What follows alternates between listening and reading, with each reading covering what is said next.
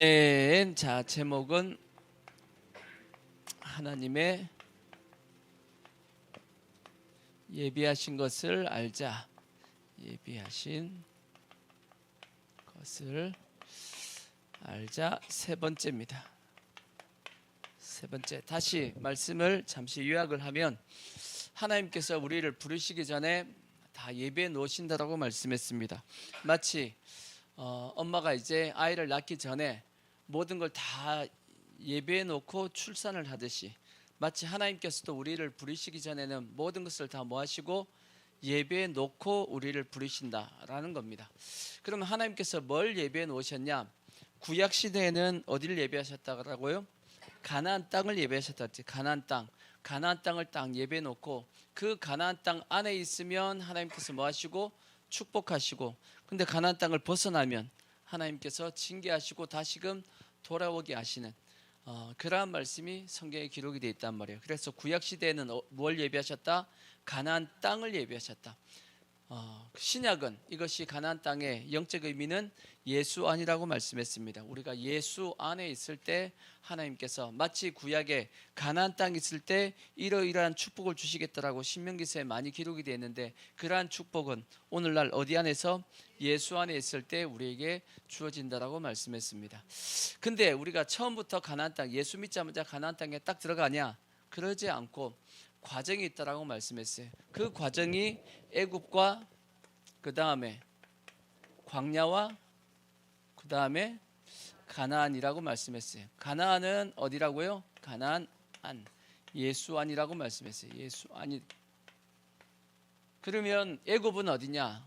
세상에 있던 사람이 구원을 받아서 어디를 건너냐?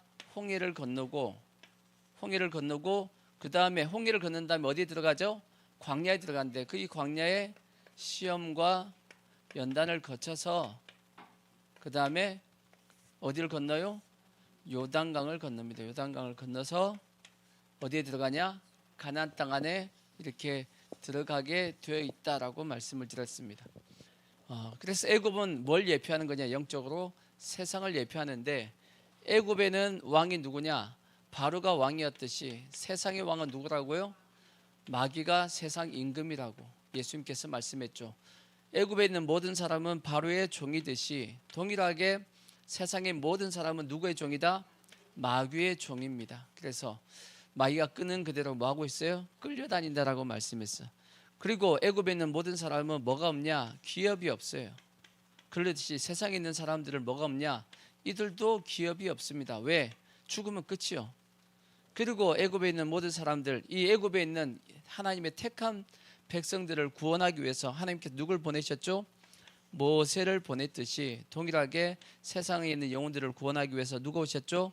예수님께서 이 땅에 오셨다라고 말씀했어요. 근데 모세가 바로에게 찾아가 가지고 내 백성을 내놔라 그랬더니 내줘요, 안 내줘요? 안 내줬어. 안 내주니까 모세를 통해서 뭐가 있었죠? 10가지 재앙이 있었듯이 동일하게 오늘날도 예수를 믿게끔 하기 위해서 하나님께서 택하신 백성들을 구원하기 위해서 그의 어떤 환경을 흔들어 놓으신단 말이에요. 흔들어 놓으신다고. 이해가 되시죠? 근데 이 10가지 재앙의 마지막이 뭐였냐? 유월절이었어요. 유월절을 통해서 이스라엘 백성들이 애굽을 나오게 됐습니다. 그와 같이 오늘날도 마찬가지입니다. 뭘 통해서 우리가 예수를 세상에서 나오게 되냐? 유월절을 통해서 세상에서 나옵니다. 그 유월절이 뭐냐?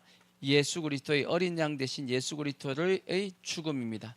그 죽음을 믿을 때 우리가 애굽에 있던, 우리가 세상에 있던 우리가 어디로 오게 되냐면 구원받는 하나님의 백성으로서 나가게 되는 겁니다. 자, 첫째 번 설교에서의 중심은 뭐였냐? 10가지 재앙을 하나님께서 퍼붓기 전에 먼저 모세를 통해서 바로에게 가서 말씀했죠. 내 백성을 내놔라 그랬죠. 내놔라 그랬는데 줘요, 안 줘요? 안 내줬다라고 말씀했습니다. 하나님께서 우리를 부르실 때 언제 불렀냐? 화평 중에 불렀다 그랬어요. 평안할 때 우리를 불렀는데 우리가 그 평안할 때 부르심에 뭐하지 않으니까, 우리가 응답하지 않으니까 결국은 하나님께서 우리의 환경을 뭐 하신 거냐면 흔드시는 겁니다. 흔들어서 뭐 하지 못하게끔, 안 나올 수 없게끔 하시고 나오게 하신 겁니다. 그러니까 우리는 뭐가 지혜냐? 화평 중에 부를 때 순종하는 게 지혜입니다. 마찬가지입니다. 예수 믿는 것도 마찬가지예요. 하나님께서 여러분들을 이끌고 가시는데 언제 우리가 순종해야 되냐? 화평 중에 있을 때, 성령이 여러분들에게 말씀하실 그때 우리가 순종하면 우리의 삶 가운데 뭐가 적냐면 환란이 적습니다. 하나님이 우리의 환경을 덜 흔드신다고. 근데 우리가 하나님의 말씀에 화평중에 부를 때는 뭐 하냐면 마음이 완악해 가지고 우리가 순종하지 않으니까 하나님께서 우리의 완악한 마음을 뭐 하시냐면 깨트리시는 거야. 깨트리셔가지고 우리를 뭐 하시냐면 순종하게끔 만드신단 말이에요. 그러니까 지혜롭게 살라 그러면 화평 중에 부를 때 뭐 하셔야 되냐? 그때 순종하는 게 그게 지혜로운 모습이에요. 그러고 나서 이제 지난주에 말씀드린 것은 뭐냐? 유월절에 대한 말씀을 드렸습니다. 유월절을 어떻게 지내야 되는지, 그리고 유월절의 영적인 의미가 뭔지에 대한 설명을 지난주에 쭉 드렸습니다. 그래서 유월절을 지났더니 딱 나타난 게 뭐였죠? 유월절을 딱 지났더니 나타나는 것이 두 가지 현상이 나타났습니다. 첫 번째가 뭐냐면 바로가 이스라엘 백성들 보고 뭐라 그러냐면 나가라 그럽니다. 나가. 너는 내 백성이 아니고 하나님의 백성이니까 나가라고 말씀합니다. 쫓아내 버렸습니다. 그러듯이 유월절이 확실하면 마귀가 우리를 뭐 할 수 없냐면 잡아둘 수가 없어요. 잡아둘 수가 없어. 하나님의 백성이 되었기 때문에 못 잡는단 말이에요. 그러한 현상이 하나가 생기고, 또 하나의 현상이 뭐냐면 불기둥과 구름기둥이 딱 떠오릅니다. 딱 떠올라서 그때부터 날 뭐 하냐면 인도하십니다. 유월절 다음부터 바로 불기둥과 구름기둥이 떠올랐다고요. 불기둥이 뭐죠? 성령의 불기둥과 말씀의 구름기둥은 언제 떠오른다? 유월절을 지나면 떠오릅니다. 그러니까 유월절만 확실하면, 다르게 얘기하면 여러분들께서 예수만 확실하게 믿으면 반드시 뭐가 떠오르게 되어 있냐면 불기둥과 구름기둥은 떠오르게 되어 있습니다.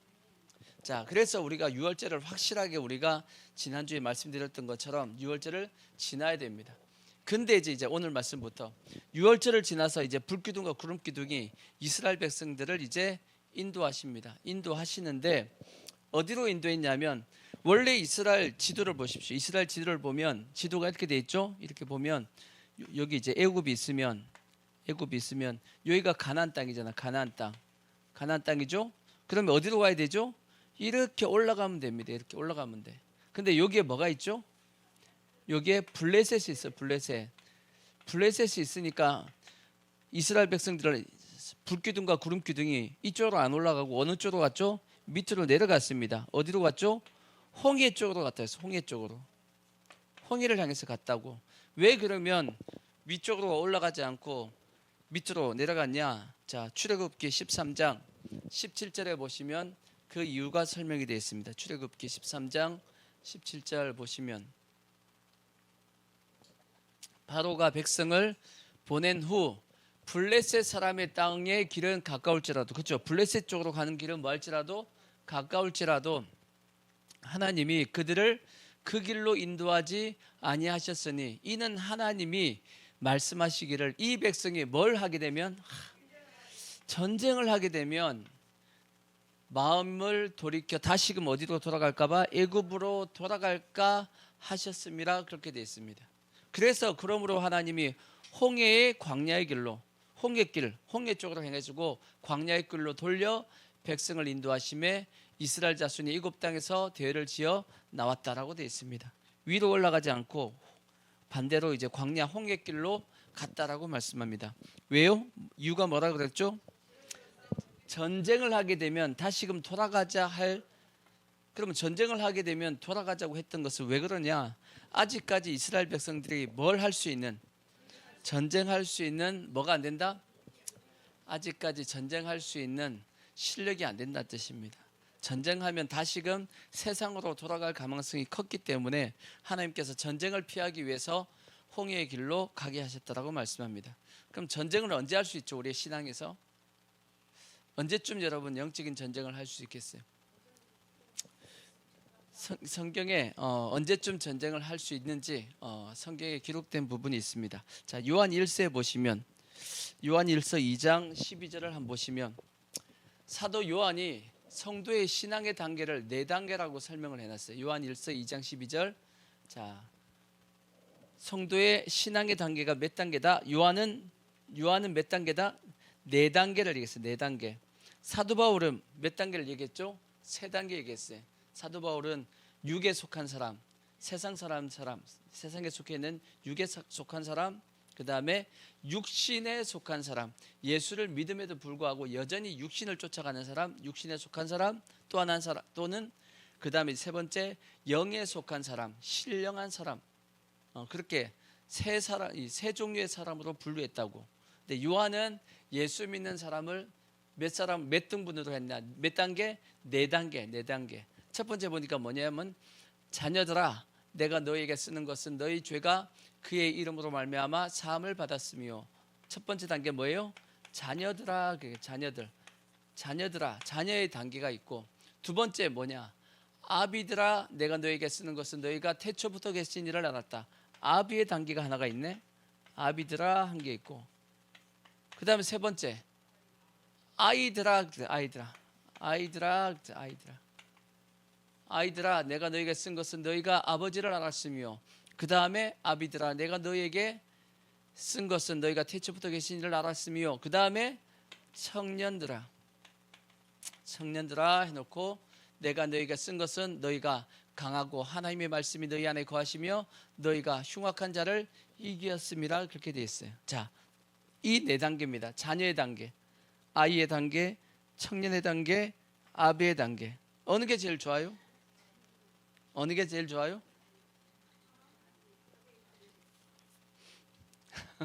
당연히 아비의 단계가 제일 좋지. 이 다 지난 거잖아. 이게 다 거쳐야지만 아비가 되지. 청년을 안 거치고 아비가 안 되죠, 그죠?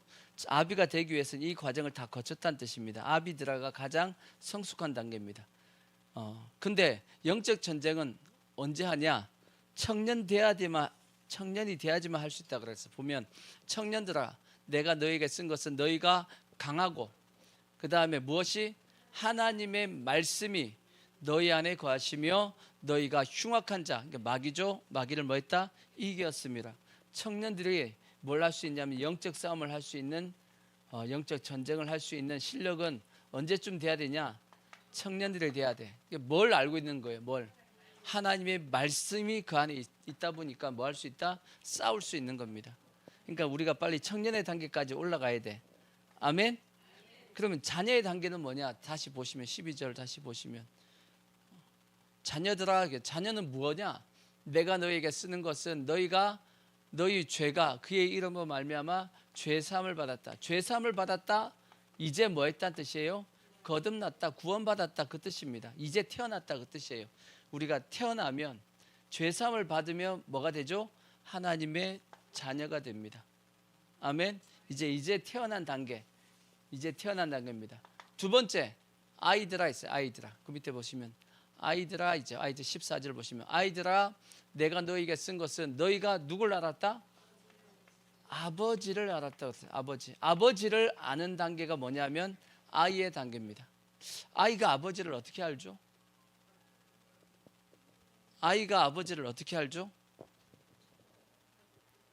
여러분 아버지 어떻게 알았어요? 누가 가르쳐줬어요? 누가 엄마가 가르쳐줘?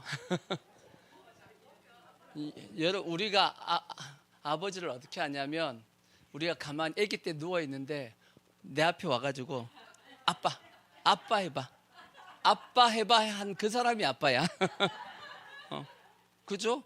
누가 자꾸 와가지고 아빠 하는 사람이 있어. 그 사람이 아빠예요. 맞죠? 엄마가 가르쳐준 게 아니야. 아빠가 얘기했어. 내가 아빠다라고 했던 그 사람이 아빠입니다. 그러듯이 하나님께서 똑같이 합니다. 하나님께 똑같이 이 아이의 단계일 때는 하나님이 오셔가지고 하나님이 자신이 내가 너희의 누구다? 아빠라는 것을 계속 말씀해 줍니다. 그래서 실제 신앙에서 제가 가끔씩 말씀드리지만 기도빨이 제일 좋을 때가 이때입니다. 이때는 기도하면 다 하나님 아빠가 다 들어줘. 그냥 앵 울면 그냥 알아서 다 해주셔. 기도빨이 제일 좋은 사람이 누구냐면 새신자들입니다. 새신자들. 그때는 하나님이 자기를 자꾸 보여주시려 그래. 내가 누구다? 네 아빠야. 그래서 아빠가 언제 제일 기뻐하죠? 아빠가 계속 아빠 해봐, 아빠 해봐 했는데 아이가 아빠 이렇게 하면 그때부터 아버지가 너무 좋아가지고 제대로 아빠라고도 부르지도 않았어. 그냥 아빠 이렇게만 해도 뭐라고 우기죠? 아빠라고 불렀다고 우겨. 그죠? 그러듯이 똑같습니다. 여러분 신앙생활 할 때 여러분 한번 생각해 봐요. 여러분 기도하다가 제일 처음 예수 믿고 나서는 아버지란 이 아버지하고 안 나옵니다. 제일 처음 예수 믿었을 때 아버지하고 나왔어요? 안 나왔어요. 근데 어느 순간 딱 지나다 보면 내 입에서 나도 모르게 아버지 할 때가 옵니다. 기억나나요? 그때 하나님이 엄청 기뻐하시는 거예요. 그때가 기도팔 센 때입니다. 아이가 예수 믿고 나서 아빠라고 불렀다라는 거예요. 하나님을 아빠라고 부른 겁니다. 얼마나 하나님께서 기뻐하겠어. 마치 우리 육신의 아버지도 육신의 엄마 아빠도 똑같잖아요. 그죠? 아기가 엄마 아빠라고 불렀을 때 기분 좋아요 나빠요? 엄청나게 좋잖아. 그죠? 불러줬다라는 거지. 그러듯이 하나님께서도 똑같이 우리가 하나님을 아빠라고 불렀을 때 엄청나게 뭐 하셨냐? 기뻐하셨습니다. 여러분 기도 원하시면 그런 분들 찾아가가지고 그때 딱 이제 자기 기도 좀 해달라 그래. 그때 기도빨 제일 셉니다. 그러면 청년들은 이제 영적 전쟁할 수 있는 거. 아비들은 뭐죠? 아비들의 특징 뭐예요? 태초부터 계신 이를 알았대. 아비들아 내가 너에게 쓴 것은 누굴 안다? 태초부터. 이게 가장 성숙한 신앙이 됩니다. 태초부터 하나님에 대해서 태초부터 계신이라는 것을 아는 신앙이 아비들의 신앙이 됩니다. 태초부터 계신이라는 것을 알았다는 게 뭔 뜻이겠어요? 이 세상 만물을 뭐 하시고 창조하시고 이 세상을 다 뭐 하시고 주관하시고 이끄시는 분이 누구시다? 하나님이시다라는 것을 뭐 할 때? 진짜 인정할 때. 그게 아비의 신앙입니다. 그게 그 부분에 대해서 가장 잘 설명한 것이 뭐냐면 그게 욥기서예요. 욥기서에 하나님께서 욥에게 누굴 설명했냐면 하나님을 설명한 내용이 그게 욥기서입니다. 우리가 욥기서 읽다 보면 먼 내용이 계속 이제 실경이 벌이는 내용 같지만 그 모든 내용이 결국 뭘 설명하기 위한 거냐면 하나님이 어떤 분이심을 욥에게 설명하고 있는 겁니다. 그래서 욥에게 그 고백이 뭐냐? 욥기서 42장을 보십시오. 욥기서 42장 1절 보시면 욥이 그 고난 당할 때, 그 어려움을 당할 때 욥이 하나님 앞에 뭐라고 기도했어요? 하나님 한번 만나보고 싶다. 하나님 만나서 뭐 해보고 싶다? 한번 따져서 물어보고 싶어. 내가 왜 이런 고난을 당해야 되는지 한번 따져서 한번 물어보고 싶다라고 욥이 그렇게 기도했다고. 그래서 하나님을 찾아갔는데 앞으로 가도 뭐 하시고 그가 안 계시고 좌우를 돌이켜도 안 계시고 뒤를 돌아봐도 하나님이 안 계셨더라고. 왜? 하나님 앞에 가서 물어보고 싶은 거예요. 내가 뭘 잘못했는데 이 고난을 당합니까? 하고 물어보고 싶었다고. 그래서 하나님 앞에 따지고 싶었는데 결국 나중에 하나님께서 뭐 하셨냐? 나타나셨습니다. 나타나셔가지고 욥에게 뭐 하시냐? 질문을 합니다. 원래는 누가 질문하려고 그랬죠? 욥이 하나님 앞에 질문하려고 그랬지. 왜 이런 고난이 당하냐고 물어보고 싶었는데 오히려 하나님이 먼저 선수를 쳐버려. 욥아 너 이거 아니야 하고 쫙 질문을 한다고 80여 가지의 질문을 쫙 해버립니다. 했는데 욥이 단 한 가지도 뭐예요? 대답을 못합니다. 왜? 하나님은 내 생각 속에 하나님을 넣을 수가 없어. 나와 뭐 하신 분이냐? 차원 자체가 다르신 분입니다. 그래서 욥이 그렇게 고백하는 겁니다. 42장에 보면 욥이 여호와께 대답하여 이르시되 주께서는 못하실 일이 없사오며 무슨 계획이시든지 못 이루실 것이 없는 줄 아오니 무지한 말로 무지가 뭐죠? 아무것도 모르면서 그 뜻입니다. 그러니까 누가 자기가 또 자기 친구들도 마찬가지고 무지한 말로 아무것도 모르면서 이치를 가리는 자가 누구니까 나는 깨닫지도 못한 일을 말하였고 스스로 알 수도 없고 헤아리기도 어려운 일을 말하였나이다. 내가 말하겠사오니 주는 들으시고 내가 주께 묻겠사오니 주여 내게 알게 하옵소서. 내가 주께 대하여 귀로 듣기만 하였사오나 이제는 눈으로 주를 배움나이다. 그러므로 내가 스스로 뭐 한다고요? 거두어 드리고. 뭘 거두어 드리는 거예요? 자기가 했던 모든 말들을 다 뭐 하겠다? 다시금 거두어 드리겠다라는 거지. 그리고 티끌과 제 가운데에서 뭐 하겠다? 그 자체가 뭐냐? 그것이 하나님에 대해서 논한 것 자체가 뭐냐면 죄예요. 알지도 못하면서 하나님 이렇다 저렇다라고 얘기했던 그 자체가 죄라고 고백하고 있는 욥의 고백이란 말이에요. 그것이 뭐냐? 여기서 말씀하고 있는 아비의 신앙입니다. 태초부터 계신 그 하나님에 대해서 이분 하나님은 내가 어떻게 논할 수 있는 그러한 하나님이 이렇게 저렇게 이렇게 얘기하실 분이 아니시라는 거지. 내가 함부로 얘기할 수 있는 하나님에 대해서 망령되게 얘기할 수 있는 그런 분이 아니시라는 겁니다. 아멘. 그래서 우리가 다 어떻게 보면 저 신앙까지 가야 돼요. 그러면 하나님한테 우리가 뭐 원망하거나 불평하거나 그게 되겠어요? 안 된단 말이야. 저 신앙까지 가야 됩니다. 최소한 전쟁하려고 그러면 어디까지 가야 되죠? 청년 신앙까지 가야 돼. 근데 이스라엘 백성들 보니까 청년 신앙커녕 이제 뭐 한 거죠? 이제 자녀들아야. 이제 죄사함을 받은 겁니다. 유월절 통해서. 그래서 이제 가나안 땅으로 올라가려고 하다 보니까 블레셋이 있으니까 전쟁하면 안 되겠지. 그래서 안 되겠다 싶어서 하나님께서 어디를 보내셨냐? 홍해길로 해가지고 광야로 이제 넣으셨단 말이에요. 그래서 이제 홍해를 건너게 하셨는데, 그러면 홍해는 영적으로 무슨 의미를 얘기하는 거냐? 영적인 의미가 뭐냐? 사도 바울이 딱 설명을 해놨습니다. 홍해는 뭐다? 자, 고린도전서 10장 2절에 보시면 홍해는 이거다라고 설명을 해놨습니다. 자, 고린도전서 10장 2절. 자, 고전입니다. 자, 모세에게 속하여 다 구름과 바다에서 뭘 받고? 세례를 받고. 바다에서 세례를 받았다 그랬죠. 그게 홍해입니다. 그 바다가 홍해. 여기서 뭘 받았다? 세례를 받았다라는 겁니다. 세례. 그래서 홍해의 영적 의미는 뭐다? 세례다 하는 것을 우리가 뭐 해야 되냐? 알고. 그래서 오늘 설명은 뭐냐면 뭐에 대한 설명이냐면 세례에 대한 설명입니다. 세례에 대한 설명. 우리가 세례가 확실하게 이루어져야 되는데, 자, 세례도 크게 세 가지로 우리가 뭐 할 수 있냐면 설명을 할 수 있습니다. 세례에 대해서 이 의미를 세 가지로 설명하는데, 첫 번째는 뭐냐면 첫 번째 표면적 의미로서는 세례식이 있습니다. 세례식 다 했죠? 두 번째 세례의 영적 의미가 있어. 세례의 영적 의미가 있고, 세 번째는 실제적인 의미가 있습니다. 실제적인 의미가 있습니다.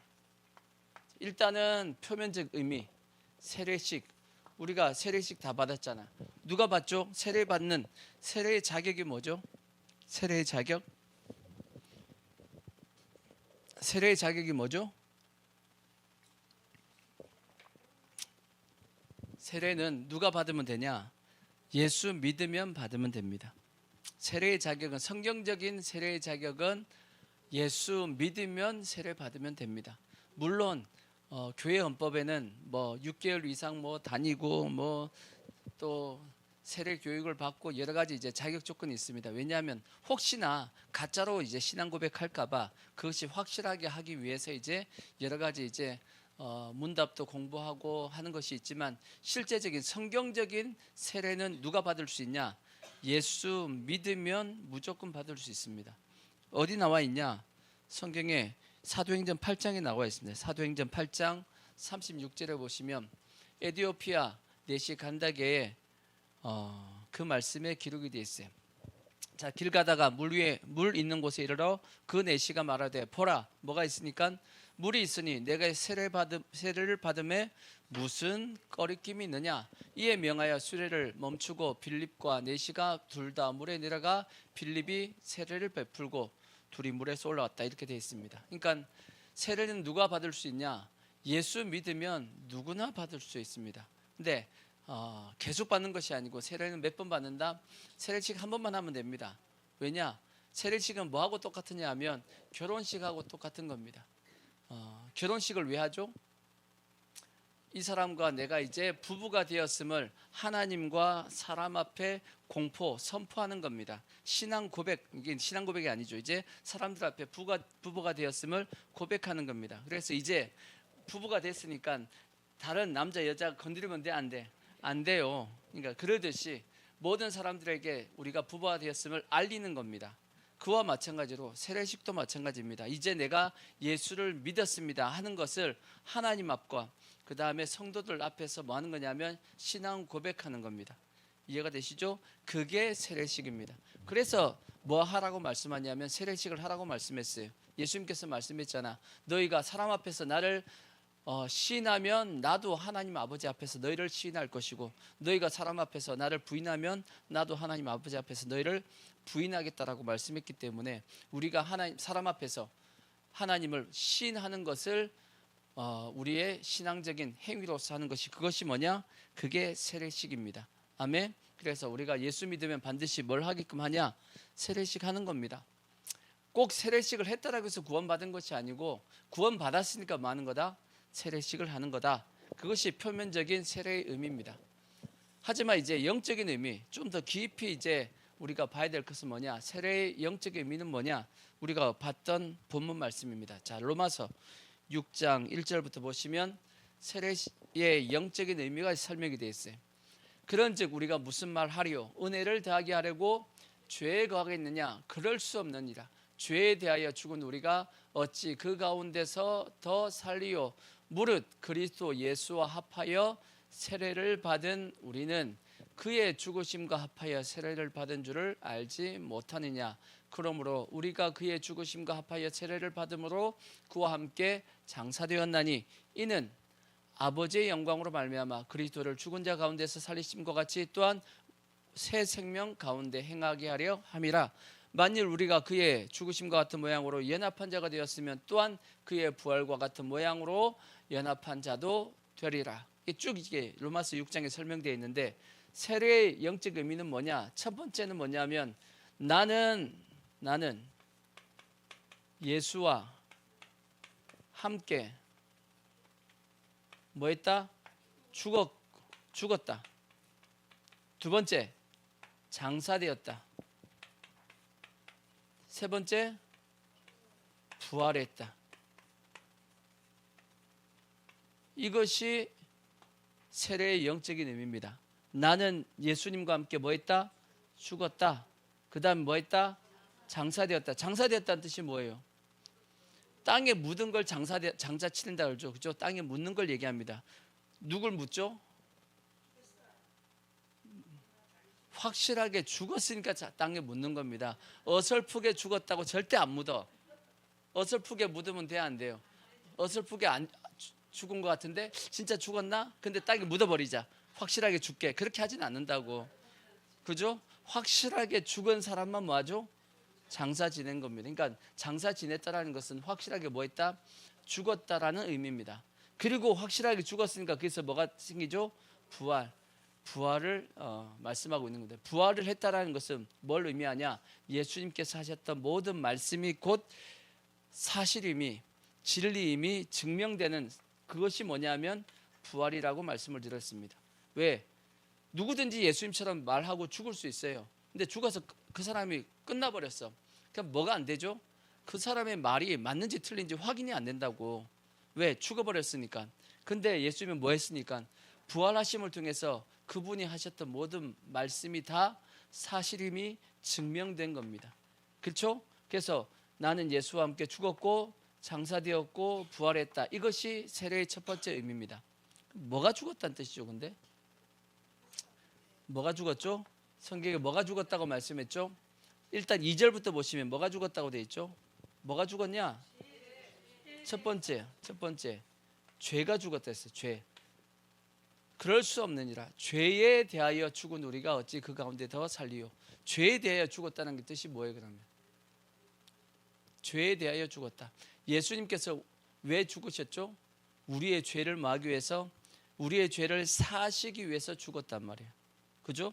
예수님께서 우리의 죄를 사하시기 위해서 죽으셨는데, 그래서 예수님이 죄로 인해서 우리의 죄를 사하기 위해서 죄 때문에 죽었다라면 예수님의 그 죽은 것이 곧 누구의 죽음이다? 나도 뭐에 대해서 죽었다? 죄에 대해서 죽었다는 얘기예요. 예수님이 죽은 것이 곧 누구도 죽은 거다? 값은 예수님이 치렀지만 그 값에 나도 그게 끌려 들어가 있어. 끌려 들어가 있다 보니까 나도 죄에 대해서 똑같이 뭐 한 거다? 죽은 거다.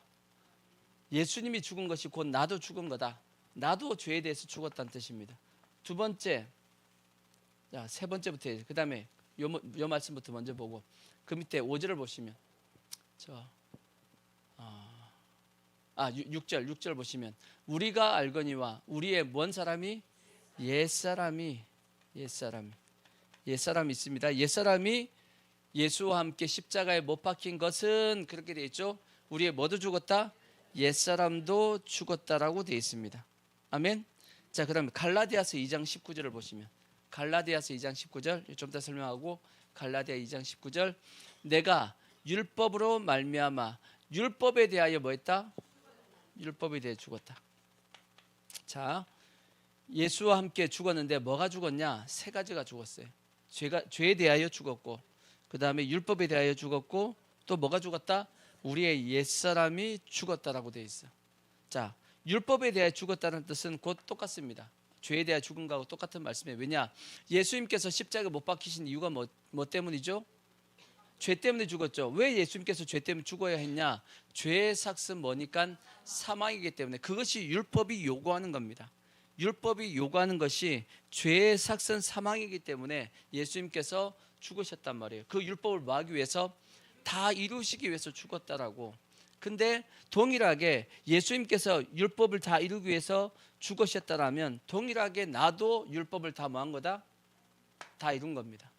예수님이 죽어서 율법을 다 이루셨듯이 나도 예수님과 함께 뭐 했다? 우리도 율법을 다 이루었다는 뜻입니다. 우리 다 율법을 뭐 한 거냐? 우리 다 율법을 이룬 거예요. 우리가 이게 성도들이 이걸 잘 안 믿는단 말이에요. 이걸 잘 안 믿어. 자, 그래서 갈라디아서 자 보시면 4장 31절 보시면 자 보시면 그런즉 넘어가자고 또 설명하면 시간 가니까 자 그 뒤에 13절을 그냥 보자고 13절 5장 13절 보시면 5장 13절 보시면 자 형제들아 너희가 자유를 위하여 부르심을 입었으니 그러나 그 자유를 육체의 기회를 삼지 말고 오직 사랑으로 서로 종노릇하다라고 말씀했는데 우리가 뭘 위해서 부름을 받았다? 자유함을 위해서. 그 앞에 설명하기 내용이 뭐냐면 우리가 다 뭐다? 자유자다라고 말씀하고 있어요. 자유자다라고 말씀하고 있고 다시 로마서 8장 1절도 한번 보시면 로마서 8장 1절 보시면 자 그러므로 이제 그리스도 예수 안에 있는 자에게는 결코 뭐가 없다? 결코 정죄가 있다 없다? 없다. 왜 우리가 정죄를 받죠? 뭐 때문에 정죄를 받죠? 죄 때문에. 왜 죄 때문에 정죄를 받냐? 율법이 그걸 얘기하고 있으니까 우리가 정죄를 받았단 말이에요. 근데 다시는 뭐가 없다? 정죄함이 없다라고 말씀했어.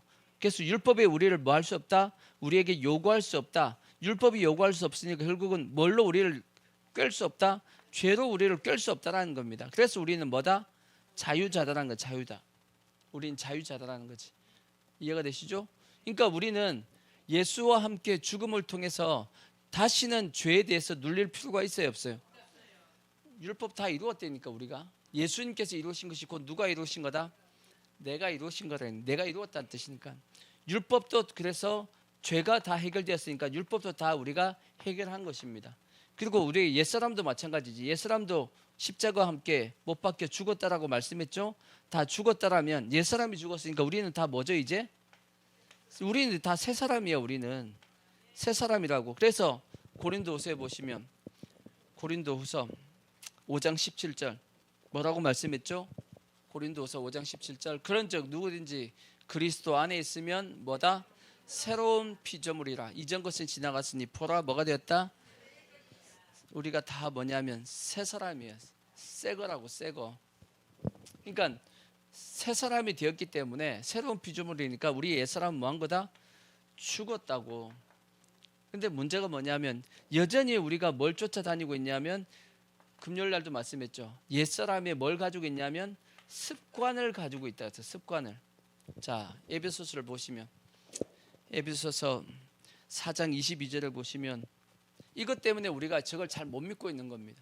너희는 유혹의 욕심을 따라 썩어져가는 구습을 따르는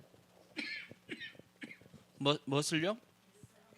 옛사람을 벗어버리고 오직 너희의 심령이 새롭게 되어 하나님을 따라 의와 진리의 거룩함으로 지으심을 받은 새 사람을 입으라 그렇게 말씀했어요. 우리가 옛사람이 죽었다라는 것 이걸 자꾸 인정을 못한 이유가 뭐냐면 자꾸 뭐가 자꾸 내 몸에서 자꾸 튀어나오는 게 뭐냐면 습관, 구습입니다. 구습. 구습이니까 뭔 뜻이죠? 구습, 오래된 습관이야. 우리가 예수 믿기 전까지 가지고 있던 습관이 있다고. 예수 안 믿었을 때 습관이 있어요, 없어요? 있다고. 근데 예수 믿었는데도 불구하고 내 몸에서 자꾸 뭐가 튀어나오니까 나의 옛사람의 습관이 자꾸 튀어나오니까 우리가 뭐 하고 있냐면 뭘 못 믿냐? 예수와 함께 죽었다라는 것을 자꾸 안 믿는 거야. 근데 이걸 뭐 해야 되냐? 받아들이는 겁니다. 받아들여야 된다라고 제가 예전에 로마서 강의할 때 계속 말씀했죠. 그래서 로마서 6장 11절에 뭐 할지어다? 로마서 6장 11절 다 까먹었지만 다시 자, 이와 같이 너희도 너희 자신을 죄에 대하여는 뭐 한 거고 죽었다고. 그리스도 예수 안에 있는 하나님께 대하여는 뭐 하는 자로 우린 살았는 자로 부활한 자로서 뭐 할지어다? 여길지어다. 여기라는 거예요. 믿으라는 얘기지. 이거는 받아들여야 된다고 우리가. 근데 우리가 자꾸 안 받아들이니까 계속 뭐에 끌려다니냐? 이 습관에 계속 끌려다니니까 끌려다니다 보니까 뭘 자꾸 못 믿게 되냐면 죄와 율법과 이 옛사람 앞에 내가 죽었다는 걸 자꾸 이게 안 믿어진다고 자꾸 얘기하는 겁니다. 근데 강력하게 사도 바울은 주장합니다. 뭐 할지어다? 여기라고. 여기세요. 아시겠죠? 우기셔야 돼. 그래서 실제적으로 여러분 신앙생활 할 때 우리의 연약한 모습을 보기는 봐야 됩니다. 우리의 연약한 모습, 죄도 보십시오. 봐야 돼. 그러니까 봐야지만 뭘 할 수 있냐면 내가 죄인임을 인정할 수 있으니까. 보긴 보되 뭘 더 많이 봐야 되냐면 예수 그리스도의 십자가, 피를 더 많이 보셔야 돼. 아시겠죠? 그래야지만 우리가 마귀의 공격이 안 넘어간다고. 마귀가 자꾸 우리에게 찾아와갖고 뭘 공격하냐? 우리의 양심을 자꾸 공격합니다. 너 그렇게 행동한데도 불구하고 너가 죄사함 받은 것 같아 하고 계속 공격하죠. 그 다음에 자꾸 사탄이 하나님 앞에 참소한단 말이에요. 보세요, 안 믿잖아 하고. 그게 우리가 자꾸 그게 넘어가면 안 된단 말이에요. 우리의 죄를 보시되 우리의 죄, 내가 죄인임을 인정하기까지만 보십시오. 더 크게 보시면 안 돼. 그리고 나머지는 뭘 보시라고요? 예수 그리스도의 십자가를 보십시오. 십자가를 자꾸 보시라고. 그 은혜를 자꾸 생각하시라고. 그래야지만 우리가 믿음 가운데 살아갈 수 있지. 근데 성도들이 착해가지고 자꾸 뭘 보냐면 자기 연약한 죄만 잔뜩 봅니다. 그리고 뭘 자꾸 잘 안 봐요? 예수 그리스도의 십자가를 잘 안 봐. 그러다 보니까 자꾸 뭐에 끌려다니냐면 죄에 끌려다닌단 말이에요. 아니에요. 우리는 이미 예수님과 함께 죽었고 장사 지냈고 부활한 세례를 받은 사람이에요. 예수 믿은 사람은 세례를 받은 자입니다. 아멘.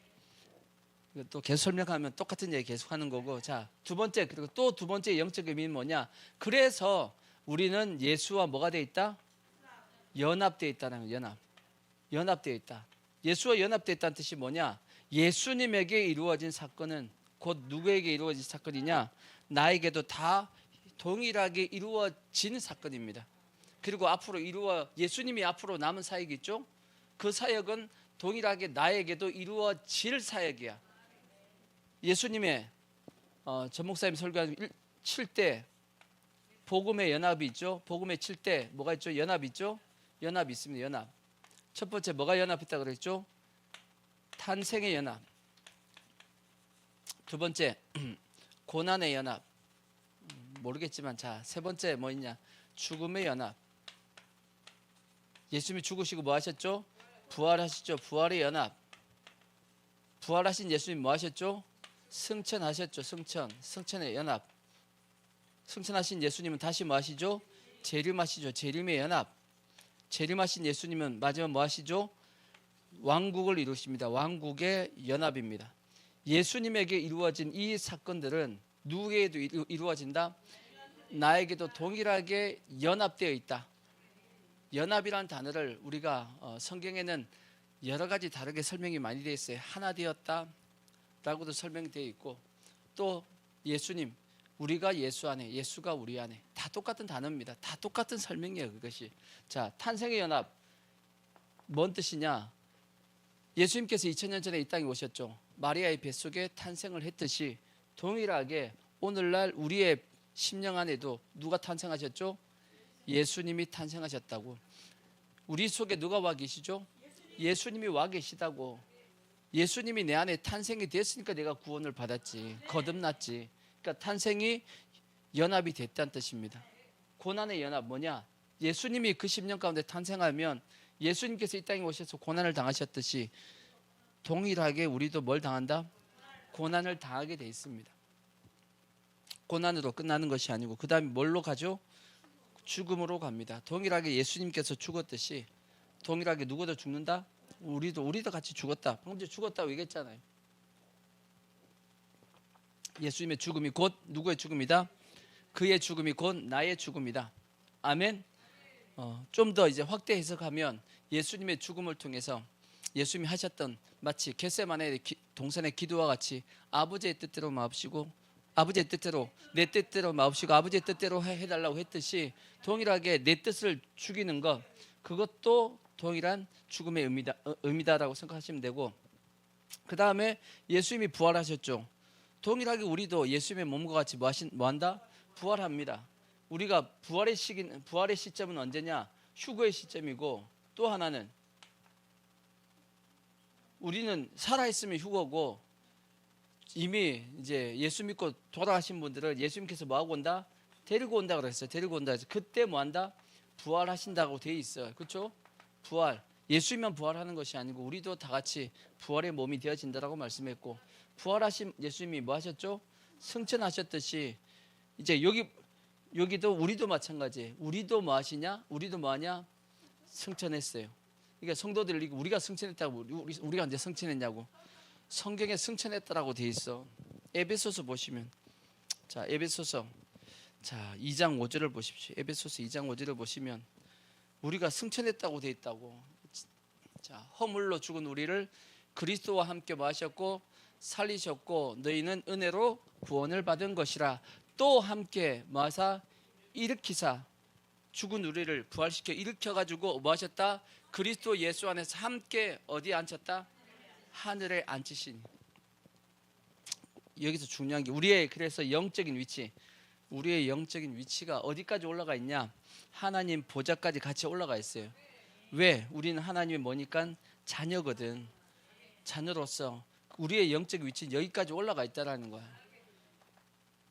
근데 성도들 안 믿어 이런 건. 뭐 이상한 이단같이 쳐다보는데 아니야. 성경이 그렇게 말씀하고 있어요. 우리의 영적인 위치가 하늘에 같이 예수님이 하나님 보좌 우편에 앉아 있듯이 우리의 영적 위치도 거기까지 올라가 있다. 지극히 우리를 높여주신 겁니다. 하나님께서. 그리고 그 다음에 재림, 예수님만 재림하는 게 아니죠. 동일하게 아까 데리고 온다 그랬잖아. 예수님이 재림하실 때 이미 예수 믿고 죽은 자들도 같이 데리고 오신다. 재림하에 같이 오는 겁니다. 그걸로 끝나는 게 아니죠. 재림에서 뭐 하죠? 왕국, 예수님께서 천년왕국과 세루살렘에서 왕 중에 왕, 만왕의 왕을 할 때 우리도 뭐 한다? 왕노릇 하리로다. 자, 계시록 20장에 그렇게 말씀했다고. 자, 계시록 20장을 보시면 6절 보시면, 자, 20장 6절. 이 첫째 부활의 3년 자들은 복이 있고 거룩하도다. 둘째 사망이 그들을 다스리는 권세가 없고 도리어 그들이 하나님과 그리스도의 제사장이 되어 천년 동안 그리스도와 더불어 만다 왕노릇 한다라고 되어 있습니다. 그러니까 예수님에게 이루어진 이 모든 사건들은 곧 누구에게 이루어진다? 나에게도 이미 이루어졌고 또 남은 것은 이루어질 겁니다. 아멘. 그래서 우리는 예수와 뭐 되어 있다? 딱 되어 있단 말이에요. 딱 연결되어 있다고. 그러면 예수님과 연합된 사람에게 나타나는 권세들이 있어. 권세들이 있어. 권세도 크게 네 가지입니다. 첫 번째 뭐냐? 자녀의 권세가 있어. 자녀의 권세. 그죠? 우리가 요한복음 1장 12절 시작. 영접하는 자 곧 그 이름을 믿는 자들에게는 하나님의 자녀가 되는 뭘 주셨다? 권세를 주셨다고. 자녀의 권세가 우리에게 있다. 예수님과 연합됐으니까 우리에겐 자녀의 권세가 나타나는 겁니다. 또 무슨 권세가 있냐? 성령의 능력의 권세가 또 우리에게 쫓아와요. 예수님께서 말씀했지. 자, 요한복음에 보시면, 자, 요한복음에 보시면 14장 12절을 보시면, 자, 예수님께서 이렇게 말씀했어요. 내가 진실로 진실로 너희에게 이르노니 나를 믿는 자는 내가 하는 일을 그도 할 것이고 또한 그보다 큰 일도 하리니 이는 내가 아버지께로 가기 때문이다. 예수님께서 아버지께로 가니까 무슨 일이 나타나죠?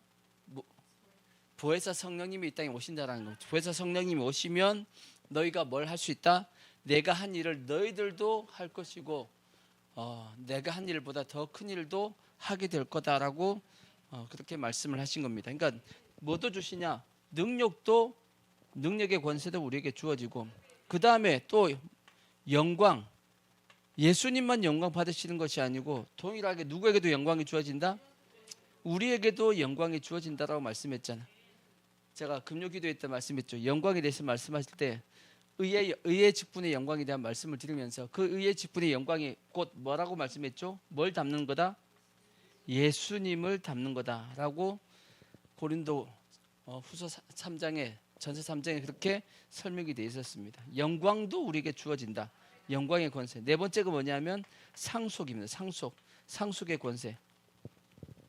로마서 8장을 보시면, 로마서 8장 14절 보시면, 자, 무릇 하나님의 영으로 인도함을 받은 사람은 곧 하나님의 아들이라. 너희는 다시 무서워하는 종의 영을 받지 아니하고 양자의 영을 받았으므로 우리가 아빠 아버지라 부르짖느니라. 성령이 친히 우리의 영과 더불어 우리가 하나님의 자녀인 것을 증언하시나니. 자녀이면 또한 뭐다? 자녀면 당연히 뭘 받는 거다? 상속을 받는 거다. 상속자 곧 하나님의 상속자요 그리스도와 함께한 상속자니 우리가 그와 함께 영광을 받기 위하여 고난도 함께 받아야 할 것이라 생각하건대 현재의 고난은 장차 우리에게 나타날 영광과 좋게 비교할 수가 없다라고 말씀했습니다. 그러니까 예수님과 연합되어 있는 우리에게는 이러한 자녀의 권세, 능력의 권세, 영광의 권세, 상속의 권세가 따라옵니다. 예수님 안에 있기 때문에. 그래서 그러면 예수님과 연합된다는 게 뭔 뜻이냐? 다시금 요한복음 15장 보시면 이게 예수님께서 딱 설명해 놓은 걸, 자 15장 4절 보시면 똑같은 말씀이에요. 내 안에 뭐 하라고요? 내 안에 거하라. 나도 뭐 하겠다? 너희 안에 거하겠다. 가지가 포도나무에 붙어있지 아니하면 스스로 열매를 맺을 수 없음 같이 너희도 내 안에 있지 아니하면 그러하리라. 나는 포도나무여 너희는 가지라. 그가 내 안에 내가 그 안에 거하면 사람이 열매를 많이 맺나니 나를 떠나서는 너희가 아무것도 할 수 없음이라. 사람이 내 안에 거하지 아니하며 가지처럼 밖에 버려져 마련하니 사람들이 그것을 모아다가 불에 던져 사르느니라. 너희가 내 안에 거하고 내 말이 너희 안에 거하면 무엇이든지 원하는 대로 구하라. 그리하면 이룬다. 너희가 열매를 많이 맺으면 내 아버지께서 영광을 받으실 것이요 너희는 내 제자가 되리라. 이렇게 말씀했어요. 자, 그러면 이제 여기서 우리가 확실하게 뭘 하나를 알 수 있냐? 연합 확실하게 우리가 믿어야 됩니다. 예수와 함께 하나다라는 걸 우리가 믿어야 되는데 그 방법을 예수님께서 말씀하신 거예요. 뭐 하라는 거죠? 내 안에 거하라는 겁니다. 내 안에 거하라는 뜻이 뭐예요? 그러면? 예수님께서 내 안에 거하라는 뜻이 뭐죠? 예수님께서 하신 것을 받아들여라 그 뜻입니다. 내 안에 거하라. 여러분도 마찬가지. 부모와 자식 간에서 부모와 자식 간의 관계 속에서 자녀가 부모 안에 있다는 뜻이 뭐죠? 자녀가 부모 안에 있다. 부모의 뜻을 우리가 다 자녀가 감안하고 있는 거예요. 우리 부모님이 이러한 생각을 가지고 있고 우리 부모님이 이러한 뜻을 가지고 있어 하는 것을 자녀가 뭐 하고 있는 거죠? 받아들이고 있는 겁니다. 받아들이고 그 생각 안에서 내가 뭐 하고 있는 거죠? 움직이는 겁니다. 이해가 되시죠? 동일한 겁니다. 우리가 예수 안에 거한다라는 것은 하나님의 그 뜻 안에, 예수님의 그 뜻 안에 우리가 뭐 하고 있는 거죠? 그 안에 그걸 감안하고 우리가 모든 걸 행동하는 겁니다. 그러면 뭐 하겠다? 나도 너희 안에 뭐 해주겠다? 거하겠다. 그렇게 너희가 내 안에 거하면, 다시 요한복음 15장 4절 보시면 조건이 되어 있잖아요. 내 안에 뭐 하라?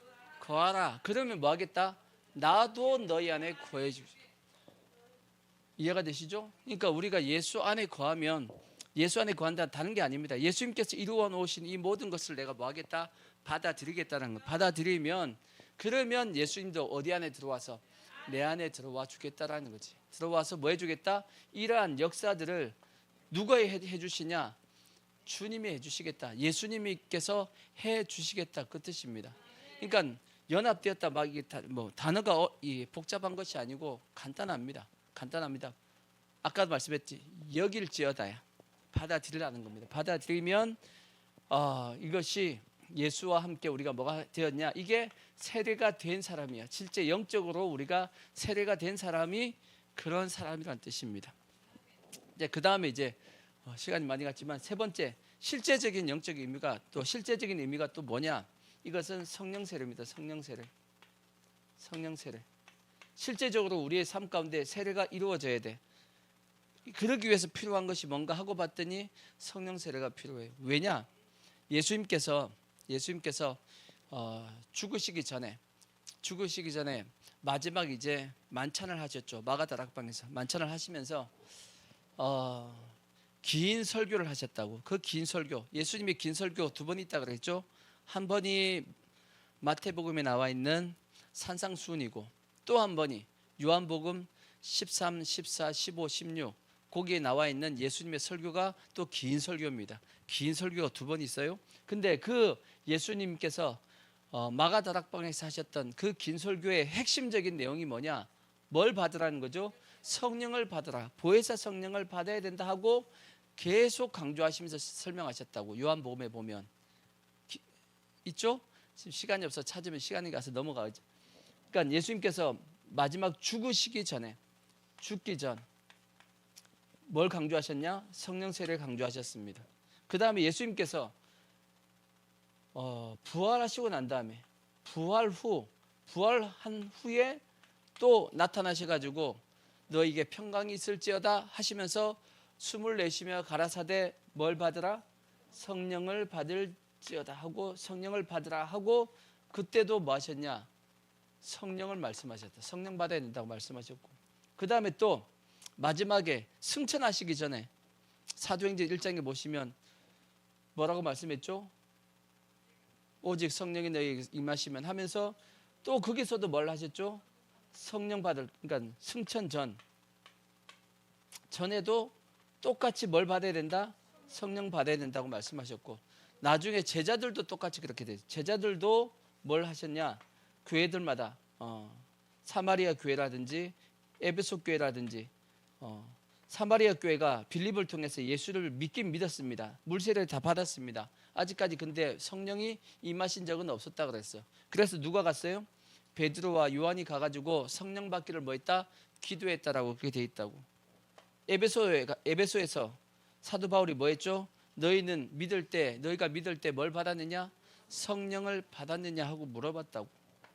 그러니까 성령을 받으라 하는 것도 사도들도 똑같이 예수님처럼 이걸 말씀했다라면 성령을 받아야 돼요, 안 받아야 돼요? 성령을 받아야 된다는 얘기야.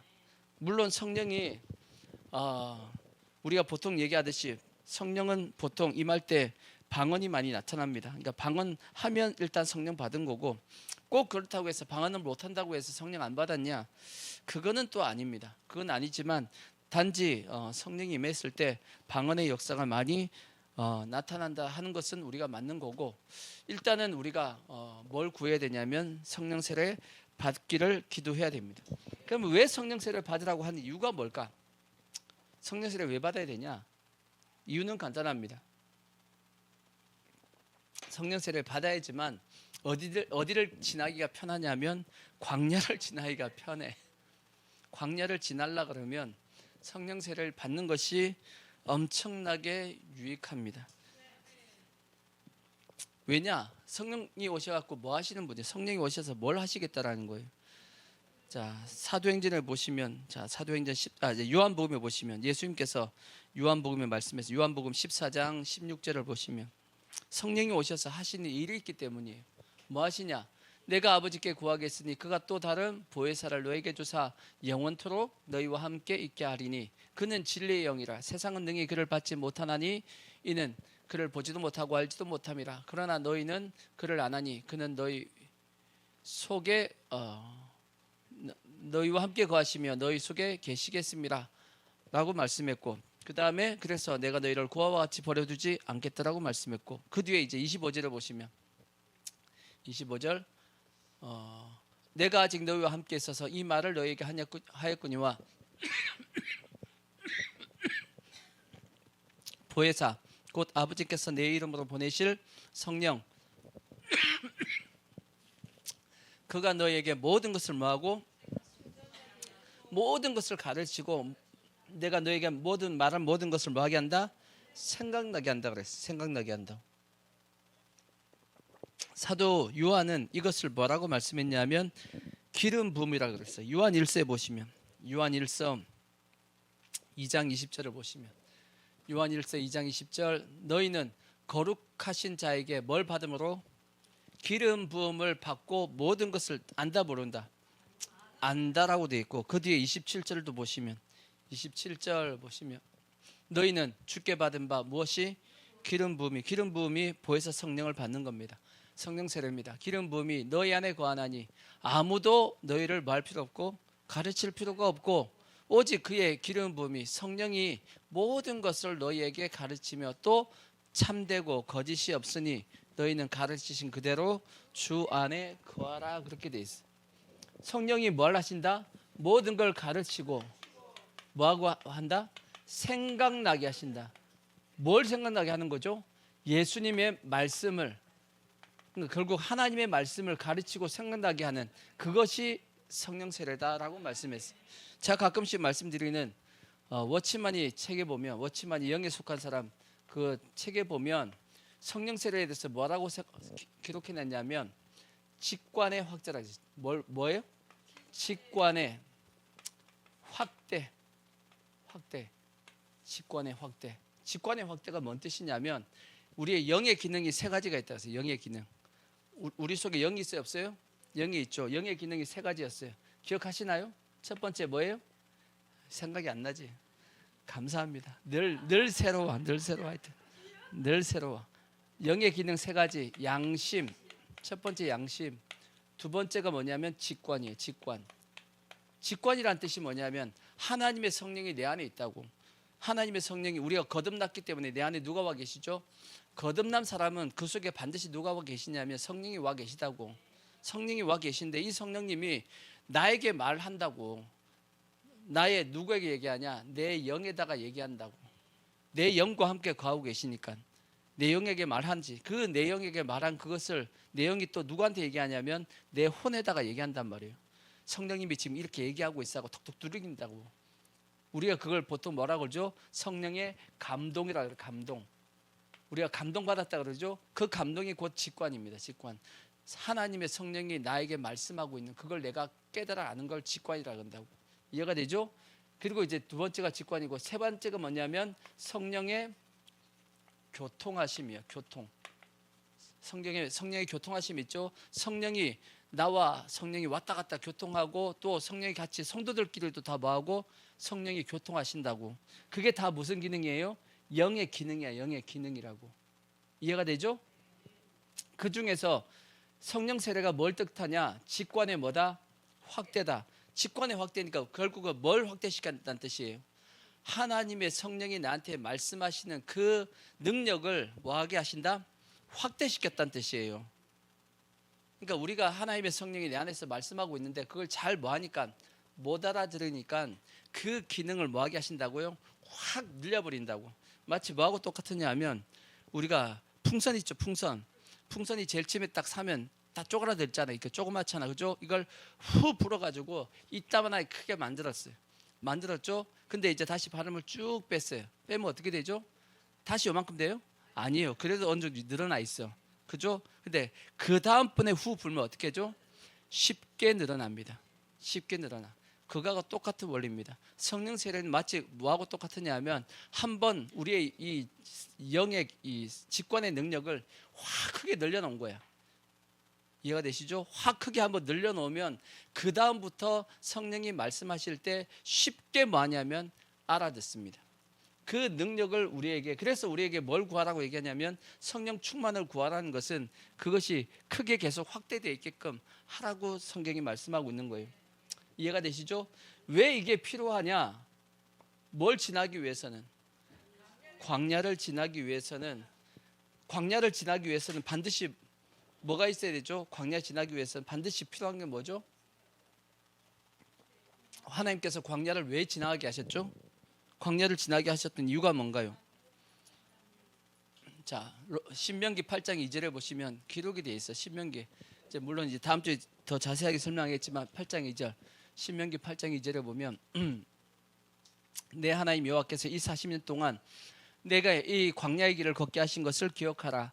이는 너를 뭐하시며 낮추시며 너를 시험하사 내 마음이 어떠한지 그 명령을 지키는지 지키지 않는지 알려 하심이라. 너를 낮추시며 너를 줄이게 하시며 또 너도 알지 못하며 내 조상들도 알지 못하던 만나를 내게 먹이신 것은 사람이 떡으로만 사는 것이 아니요 여호와 입에서 나오는 모든 말씀으로 사는 줄 내가 알게 하려 하심이라. 광야를 걷게 하신 이유가 뭐죠? 우리가 뭘로 사는 거다? 하나님의 말씀으로 사는 거다. 떡으로만 사는 것이 아니고 세상 육신적인 것만 가지고 사는 것이 아니고 말씀으로 사는 거다라는 걸 우리가 깨달아 알아야지만 어디를 통과하죠? 광야를 통과한다고. 근데 내가 말씀을 받는 능력이 종재기야. 그러면 어떻게 해요? 저 광야를 통과하겠냐고. 말씀을 받아들이는 그 그릇이 대화가 돼야 돼. 대화가. 그래야지만 말씀을 왕창 받아들여서 어디를 통과할 수 있죠? 광야를 통과할 수 있는 겁니다. 그 광야를 통과할 수 있는 능력을 얻기 위해서 뭐가 필요한 거냐? 성령 세례가 필요한 겁니다. 실제적으로 보면 여러분, 실제적으로 우리는 이미 실제 어디에 들어가 있는 사람이냐면 가나안 땅, 영의 위치는 가나안 땅까지 들어와 있어요. 실제 아까 그랬잖아. 하나님 보좌 우편에 올라가 있다고. 우리 이미 영의 위치는 그까지 가 있는데 내가 아직 뭐하지를 못하니까 그걸 받아들이고 있지 않은 겁니다. 내 무엇이 이 내 자아가 내 생각이 그걸 못 받아들이고 있다고. 그래서 하나님께서 이 광야의 길을 거쳐서 뭐하게 하시냐면 그걸 받아들이는 과정을 겪게끔 하시는 겁니다. 그러기 위해서는 이 광야 가운데 뭐가 깨야 되죠? 내 생각과 내 자아가 다 깨어져야 돼. 우리가 광야라는 찬송, 광야를 지나며 그 찬송이 있잖아. 내 자아가 산산이 깨지며 높아지려 했던 내 꿈도 다 그렇게 없어져야 되는 겁니다. 그래야지만 어디를 지나가죠? 광야를 지나는 겁니다. 그렇게 하기 위해서 그 능력을 얻기 위해서는 뭘 받아야 된다? 성령 세례를 받아야 되는 것이고 실제적인 영적인 의미는 이미 우리는 광야를 통과할 수 있는 위치까지는 이미 실제 가 있는 겁니다. 단지 뭐하지 않기 때문에 우리가 받아들이지 여기지 않기 때문에 이미 우리는 예수와 함께 죽었고 부활했고 승천했기 때문에 하여튼 그래서 우리 모든 성도들은 성령 세례 기도해서 구하기를 바라고 요즘은 근데 성령 세례 받는 데가 별로 많이 없어졌습니다. 옛날에 부흥회하면 막 성령 세례 받고 막 그런 게 많았고 뭐 기도원 집회도 많이 많았는데 요즘 원체 많이 그런 게 다 사라져 버려 가지고 다시 회복해야 될 것이고 하여튼 우리에게 성령의 어떤 능력이 회복되어야지만 광야를 지나기가 뭐하다? 훨씬 수월합니다. 저게 지나기 위해서는 반드시 필요합니다. 그래서 우리가 성령을 구할 수 있는 성령 충만과 성령 세례를 구할 수 있는 우리의 모습이 되어지길 부탁의 말씀을 드리겠습니다. 아멘. 자, 우리 찬양하고 기도하겠습니다. 자, 성령이 오셨네 찬양하겠습니다.